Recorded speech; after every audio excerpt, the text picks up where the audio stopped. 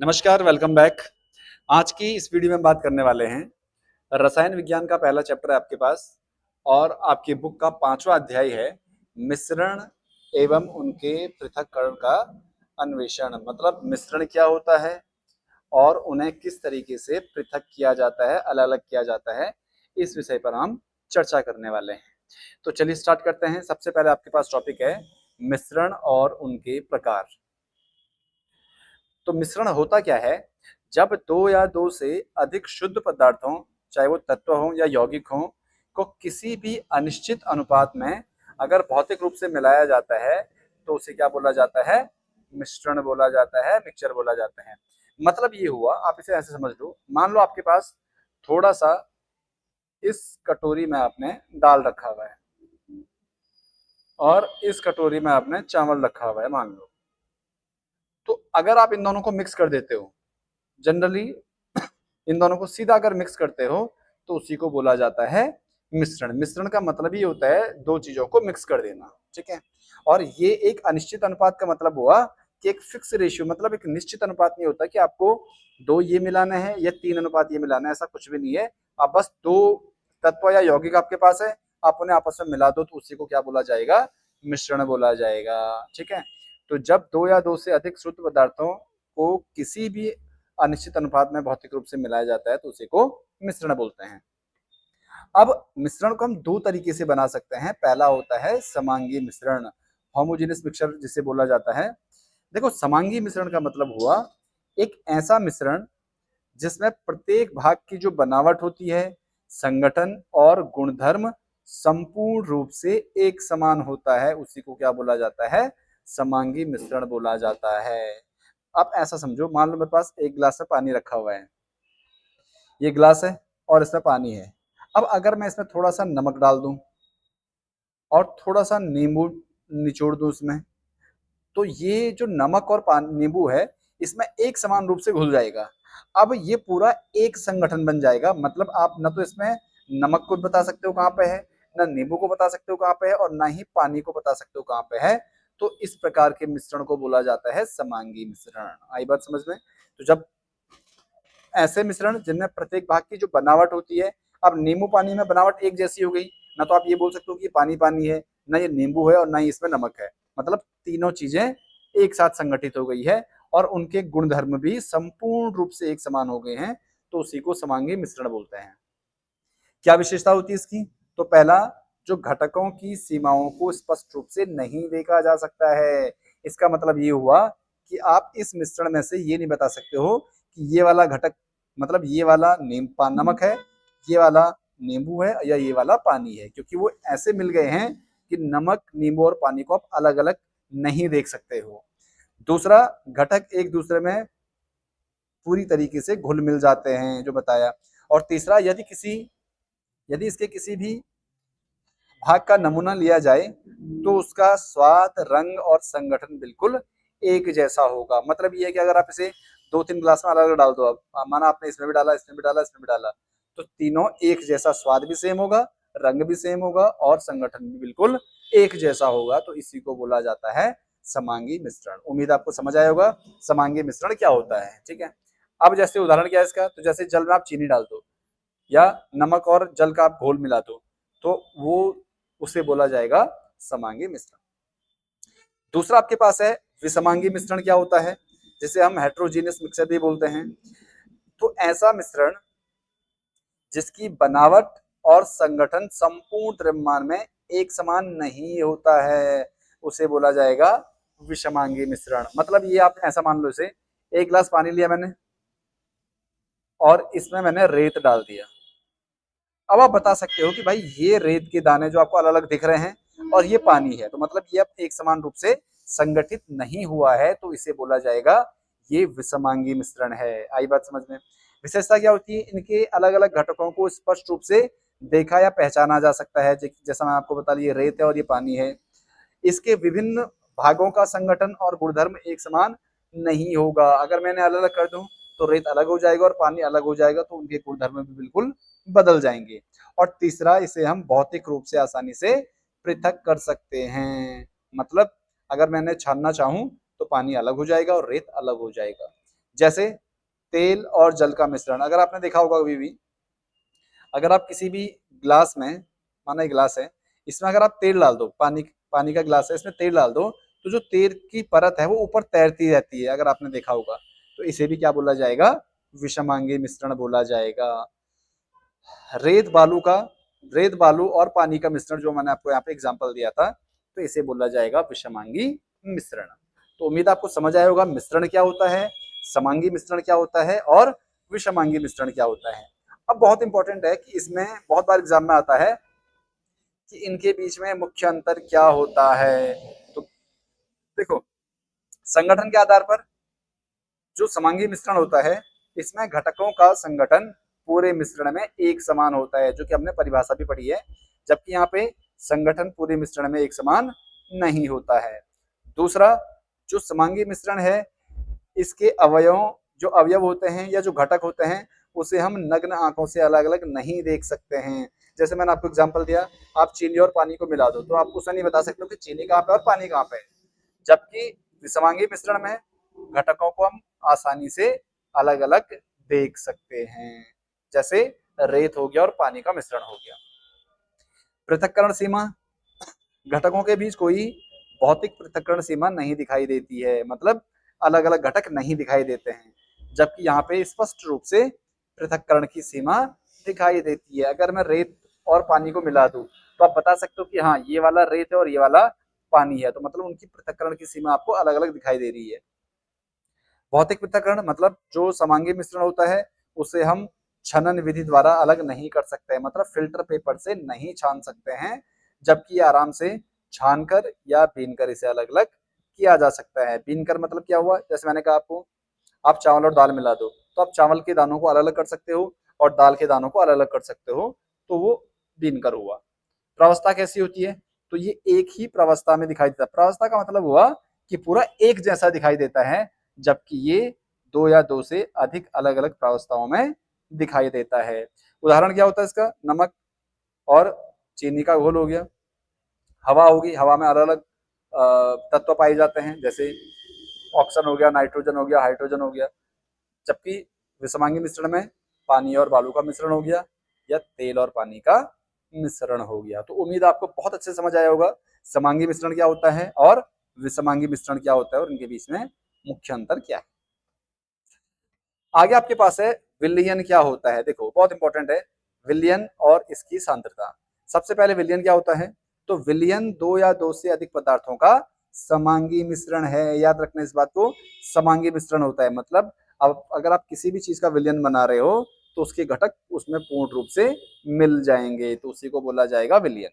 अगर मैं आपसे बोलूं रेत और पानी को अगर मिला दूं, तो क्या वो विलयन है? तो वो विलयन नहीं है, क्योंकि वो एक, मतलब उनका संगठन एक जैसा नहीं है। जैसा कि हमने पढ़ा था, समांगी का अर्थ क्या होता है? तो समांगी का अर्थ होता है एक ऐसा मिश्रण जिसके प्रत्येक भाग का संगठन, रंग, स्वाद और गुणधर्म संपूर्ण रूप से एक समान होता है। जैसे नींबू पानी हो गया, नमक का घोल हो गया, सोडा वाटर हो गया, वायु हो गया, मिश्र धातु हो गया, जैसे पीतल है, बहुत सारी धातुओं से मिलकर बना होता है, तो ये होता है विलयन। आई बात समझ में?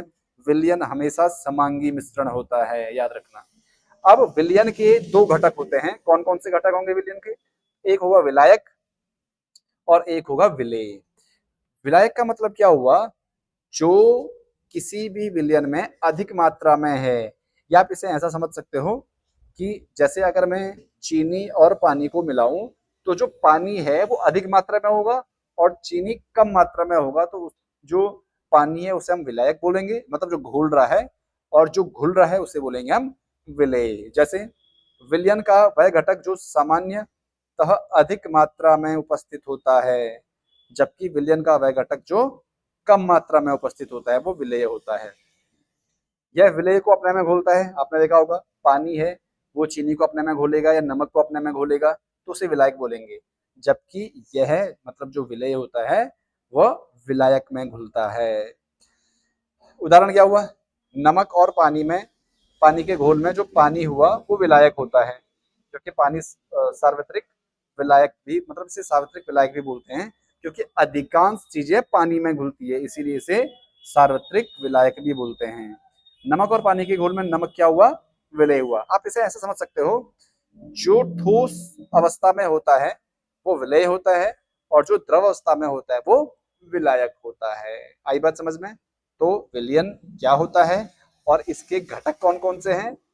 एक हो गया विलायक और एक हो गया विलेय। आगे आपके पास है सांद्रता क्या होती है। देखो बहुत इंपॉर्टेंट है। सांद्रता मतलब क्या हुआ? विलेय की वह मात्रा जो किसी विलायक या विलयन की निश्चित मात्रा में घुली होती है, उसी को विलयन की सांद्रता कहा जाता है। जैसा अगर मैं आपसे बोलूं कि मान लो 1 लीटर आपने पानी लिया, ठीक है, और इसमें आपने 1 किलो चीनी घोली, तो जो 1 किलो चीनी आपने इसमें घोली है वही क्या होगी? इसकी सांद्रता होगी। ठीक है।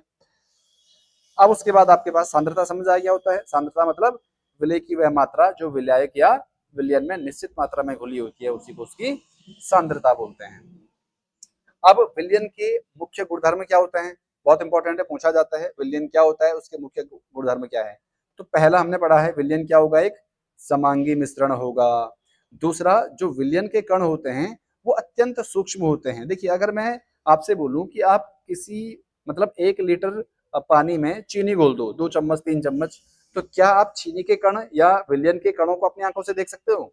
नहीं देख सकते हो। मतलब इनका व्यास 1 नैनोमीटर, नैनोमीटर का मतलब हुआ एक के अपॉन में एक के पीछे 9 जीरो लगा दो, जितने भी हैं तो इतने छोटे होते हैं, इतने छोटे कण होते हैं विलयन के। इन्हें हम अपनी नग्नाशों से नहीं देख सकते हैं। ठीक है।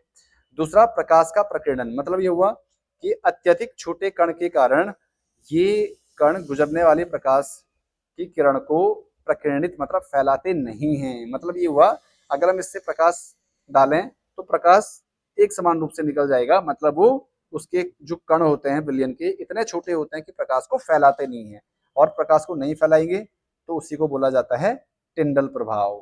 ठीक है। टिंडल प्रभाव मतलब हुआ अगर आप किसी भी ऐसे विलयन जिसके कण बड़े हैं उससे अगर प्रकाश डालते हो तो प्रकाश उन कणों से टकराकर फैल जाता है, जिसे टिंडल प्रभाव कहते हैं। तो विलयन में टिंडल प्रभाव नहीं दिखता है। स्थायित्व कैसा होता है? तो विलयन को शांत छोड़ने पर भी विलय के कण नीचे नहीं बैठते हैं, अर्थात विलयन क्या होता है? स्थायी होता है। अगर मैं आपसे बोलूं जैसे आपने पानी में रेत मिलाया, उसे आपने घुलाया, कुछ टाइम तक छोड़ दिया तो रेत के कण नीचे बैठ जाएंगे, है ना? तो वो विलयन नहीं हुआ। विलयन क्या होता है? जैसे चीनी और पानी को आपने घोला, अगर आप उसे कहीं 1 दिन के लिए छोड़ दो, 2 दिन के लिए छोड़ दो, तो जो कण हैं वो एक समान रूप से फैलेंगे, मतलब वो बैठते नहीं हैं। उसे बोला जाता है विलयन क्या होता है? स्थायी होता है। पृथक्करण क्या हम इसे छान सकते हैं? तो इसे हम छानन विधि मतलब फिल्टर पेपर से अलग नहीं कर सकते हैं। तो ये हैं विलयन के मुख्य गुणधर्म जो आपको याद रखने हैं। ठीक है। ये 5 है। आगे आपके पास आता है सांद्रता के आधार पर विलयन के प्रकार क्या होते हैं। तो सांद्रता के आधार पर विलयन को हम 2 भाग में बांट सकते हैं। एक होता है तनु विलयन और एक होता है सांद्र विलयन। तनु विलयन का मतलब हो गया जिसमें जो विलायक की मात्रा होती है वो विलेय से बहुत कम होती है। जैसे आपने 1 लीटर पानी में 1 चम्मच चीनी डाल दिया या 1 चम्मच नमक डाल दिया, तो इसे बोला जाएगा तनु विलयन, क्योंकि विलायक में विलयन जो विलेय है उसकी मात्रा बहुत कम है। जबकि सांद्र विलयन क्या होता है?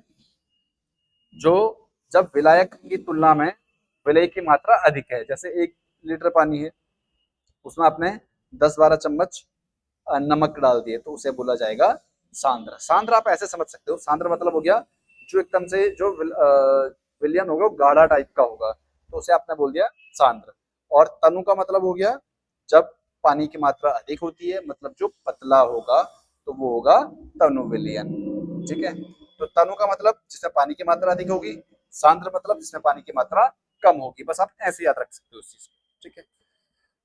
उसके बाद आपके पास आता है सांद्रता व्यक्त करने की कुछ विधि होती है आपके पास। जैसे द्रव्यमान प्रतिशत, अगर आपको निकालना है किसी भी विलयन का तो द्रव्यमान प्रतिशत क्या होता है? विलय का द्रव्यमान बटे विलयन का द्रव्यमान गुणा 100। ऐसे ही आयतन का अगर आपको निकालना है द्रव्यमान आयतन प्रतिशत, तो विलय का द्रव्यमान बटे विलयन का द्रव्यमान गुणा 100। और आयतन में क्या होता है? विलय का आयतन अपॉन, बस ये लास्ट की चीजें बदल जा रही है, बाकी सब सेम है, गुणा 100। जैसे आपके पास यहाँ पे एक प्रश्न दिया हुआ है, यदि 90 ग्राम जल में 10 ग्राम नमक, मतलब आपके पास जो विलेय है वो कितना है, जो विलेय है वो आपके पास है 10 ग्राम, और जो विलायक है, आपको बताया मैंने विलेय क्या होता है, विलायक क्या होता है, तो आपको समझ आ रहा होगा, ये है 90 ग्राम। तो मुझे बताओ विलयन कितना हुआ फिर, आप बोलोगे 100 ग्राम, क्योंकि विलयन कैसे बनता है, विलेय और विलायक से मिलके। अब आपको क्या निकालना है, विलयन का द्रव्यमान प्रतिशत निकालो। तो जो द्रव्यमान प्रतिशत होता है वो कितना होता है, विलेय का द्रव्यमान, विलेय का द्रव्यमान बटे विलयन का द्रव्यमान गुणा 100। तो मुझे इसमें बताओ विलेय कितना है, तो आप बोलोगे 10, विलयन कितना है, विलयन, तो आप बोलोगे 100 और गुणा 100, तो 100 से 100 कटा, कितना आया, 10%। तो ये आया इसका आंसर। आई बात समझ में, बड़ा सिंपल है। अगर ऐसा कोई भी क्वेश्चन आता है तो आप जो दिया पहले वो लिख लीजिए, विलेय 10 ग्राम है, क्योंकि नमक जो ठोस होता है वो विलेय होता है, बताया था मैंने आपको। विलायक जो जल होगा विलायक होगा, तो विलयन क्या होता है, विलेय और विलायक को मिला दो वो विलयन होगा। द्रव्यमान प्रतिशत निकालना है तो फॉर्मूला होता है विलेय का द्रव्यमान बटे विलयन का द्रव्यमान गुणा 100। विलेय क्योंकि आपका 10 है, विलयन आपका 100 है, इन दोनों को मिला के जो बना, और गुणा 100, तो 100 से 100 कटा 10। ऐसे आप ये वाला खुद से ट्राई कर सकते हो। बस आपको यहाँ पे क्या करना है, ये वाला फॉर्मूला लगाना है, सेम है, बस ये लगेगा आयतन वाला। ठीक है, आगे आपके पास है विलेयता एवं विलेयता वक्र क्या होता है। तो विलेयता मतलब क्या हो गया, सॉल्युबिलिटी बोलते हैं जिसे, किसी निश्चित तापमान पर 100 ग्राम या 100 ml विलायक में घुलने वाली विलेय की अधिकतम मात्रा को उसकी विलेयता बोलते हैं। मतलब ये हुआ कि अगर आपके पास 100 ग्राम जल है, विलायक है, या 100 ml जल है, तो उसमें आप अधिकतम कितना विलेय घुला सकते हो या मिला सकते हो, उसी को उसकी विलेयता बोला जाएगा। ठीक है, अब जो विलेयता के आधार पर जो विलयन होते हैं वो अलग अलग टाइप के होते हैं। पहला होता है संतृप्त विलयन, बहुत इंपॉर्टेंट है। संतृप्त विलयन क्या होता है, वह विलयन जिसमें दिए गए तापमान पर और अधिक विलेय नहीं घोला जा सकता है। मतलब अगर आपसे बोलूं मैं, ये गिलास पानी है, ठीक है, और रूम टेम्परेचर माना 25 डिग्री सेल्सियस है मान लो। अब आप इसमें चीनी डालोगे, फिर आपने फिर चीनी डाली, फिर आपने चीनी डाली, तो एक टाइम ऐसा आएगा कि चीनी इसमें घुलना बंद कर देगा, तो उसी को क्या बोला जाता है, संतृप्त विलयन बोला जाता है। तो मतलब वह विलयन जिसमें दिए गए तापमान पर अधिक विलेय नहीं घोला जा सकता है, उसी को क्या बोलते हैं हम, संतृप्त विलयन बोलते हैं।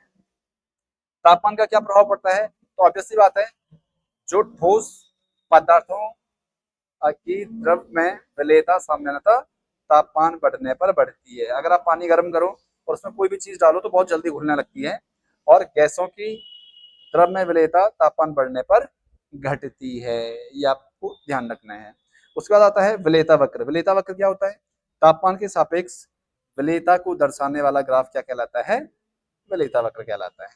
ठीक है, फिर आता है असंतृप्त विलयन, उल्टा है जस्ट उसका जो हमने पहले पढ़ा था। यदि किसी विलयन में विलेय पदार्थ की मात्रा संतृप्त स्तर से कम हो जाए, मतलब ये हुआ कि उसमें और विलेय घोला जा सकता है, तो उसी को क्या बोलते हैं हम, असंतृप्त विलयन बोलते हैं। और एक होता है इसमें अति संतृप्त विलयन। वो क्या होता है, जब किसी संतृप्त विलयन को गर्म करके उसमें सामान्य क्षमता से भी अधिक विलेय घोल दिया जाता है, तो उसे बोलते हैं हम अति संतृप्त। मतलब ये हुआ, जैसे एक गिलास पानी लिया मैंने आपको बताया, अब इसमें आपने चीनी डालना शुरू किया, अब माना 4 चम्मच चीनी डालने या 5 चम्मच चीनी डालने के बाद ये चीनी घुलना बंद हो गया, तो आपने क्या किया, इसे गर्म करना शुरू किया। जैसे ही गर्म करें तो इसके अणु पिघलने शुरू होंगे, और आप इसमें 1 चम्मच और चीनी मिला सकते हो फिर, तो इसे बोला जाएगा अति संतृप्त विलयन। आई बात समझ में। तो ये आपके पास विलयन का जो हमने प्रकार पढ़ा हुआ है।